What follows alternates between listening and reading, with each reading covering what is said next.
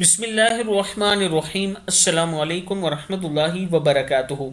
عابد راضی چینل کی طرف سے آج میں اپنے دوستوں کو رسول اللہ صلی اللہ علیہ وآلہ وسلم کا ایک بہت ہی پیارا فرمان بتاؤں گا۔ آپ دوستوں نے اس پر ضرور عمل کرنا ہے۔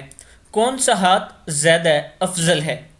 حضرت عبداللہ بن عمر رضی اللہ تعالیٰ عنہ فرماتے ہیں کہ ایک بار آپ صلی اللہ علیہ وآلہ وسلم منبر پر تشریف فرما تھے اور صدقہ دینے اور سوال کرنے سے بچنے کا ذکر کر رہے تھے، تو آپ صلی اللہ علیہ وآلہ وسلم نے فرمایا، اونچا ہاتھ بہتر ہے نیچے ہاتھ سے، اور اونچا ہاتھ خرچ کرنے والا ہوتا ہے جبکہ نیچا ہاتھ مانگنے والا ہوتا ہے۔ یعنی جس ہاتھ سے دیا جاتا ہے وہ ہاتھ اونچا ہوتا ہے جو آپ صدقہ خیرات کرتے ہیں، اور جو مانگنے والا ہوتا ہے، جو لوگوں کے سامنے ہاتھ پھیلاتا ہے، وہ ہاتھ نیچے والا ہوتا ہے، یعنی نیچے ہوتا ہے۔ اس کو رسول اللہ صلی اللہ علیہ وآلہ وسلم نے فرمایا کہ دینے والا ہاتھ، لوگوں میں تقسیم کرنے والا ہاتھ اونچا اور بہتر ہوتا ہے۔